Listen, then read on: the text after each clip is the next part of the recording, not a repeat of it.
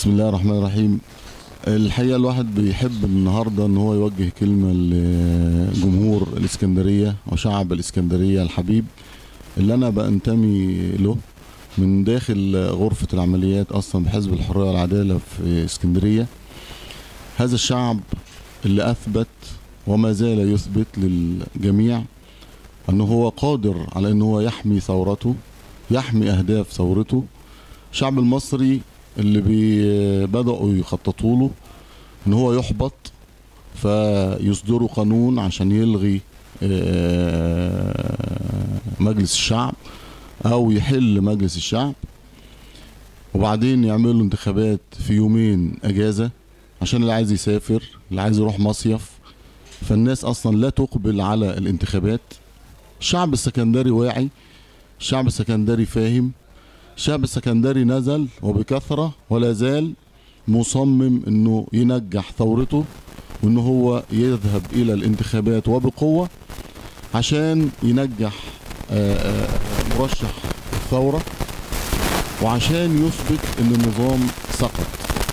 حتى لو تقلب الجميع، يا جماعة احنا بقالنا 30 سنة بيرسم لنا خطة عشان الشعب يكره الاتجاه الإسلامي، عشان الشعب يكره الإخوان، عشان الشعب يكره كل من ينتمي إلى التيار الإسلامي في مصر.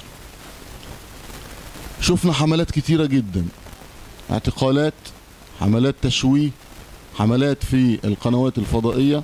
ولو حضراتكم استرجعتم قبل انتخابات 2010 هتشوفوا ازاي وقد ايه اصلا تعرض الاخوان المسلمون لهجمات شديدة جدا ونكراء علشان الناس يخافوا منهم، وعشان الناس ما يختارهمش، وعشان الناس ما ينتخبوهمش، وعشان لما يجوا يزوروا الانتخابات الناس تقول ما هم فعلا اصلا الناس دي ما تستحقش ان هي تفوز في الانتخابات. وده كان سبب رئيسي وكبير جدا ان قامت ثورة 25 يناير. النهارده بيكرروا نفس التجربة، بقالنا 4 شهور في حملات تشويهية يعني ما شفناهاش قبل كده، فضة وغليظة وصعبة، وفي كل قناة من قنوات التلفزيون المصري كأنها خطة مدروسة، وهي بالفعل خطة مدروسة عشان يبعد الناس ويخوف الناس ويكره الناس في الإخوان المسلمين.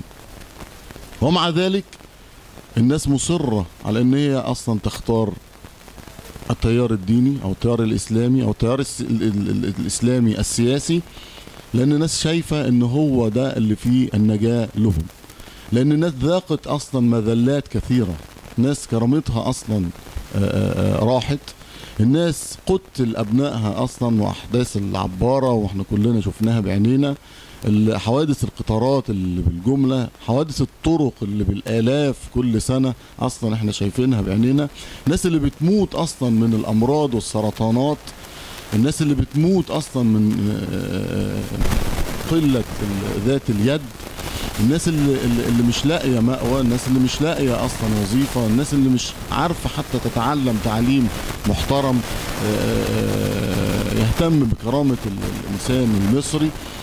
كل هذه الأمور أصلا كانت في كل السنين اللي فاتت دي بيحاولوا أن ينسوا الناس هذه المصائب وهذه الكوارث على مدى 30 سنة ويخوفوهم من التيار الديني. الشعب مصر وبشدة ان هو ينجح ثورته، لان دلوقتي الملاذ الاخير بالنسبة للناس هو في فوز الدكتور محمد مرسي. ان شاء الله هو فايز، والاستطلاعات كلها بتقول، والاخبار امبارح اصلا النتائج اللي احنا راصدينها اصلا من امبارح بتقول ان الدكتور متفوق وبشكل كبير جدا. وان شاء الله النهارده سيثبت شعب مصر كله وشعب الاسكندرية بصفة خاصة ان هو قادر على ان هو يحقق ويكمل انجازات هذه الثورة. احب اقول برضو للمجلس العسكري اللي بيقود البلد النهاردة اصلا وبيقود هو المسؤول اصلا مسؤولية الكاملة النهاردة عن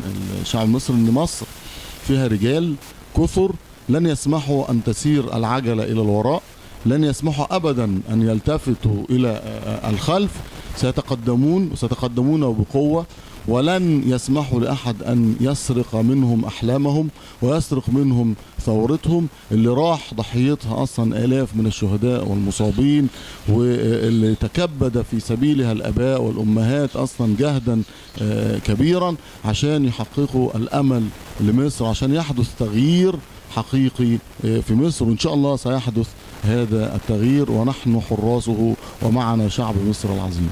شكرا.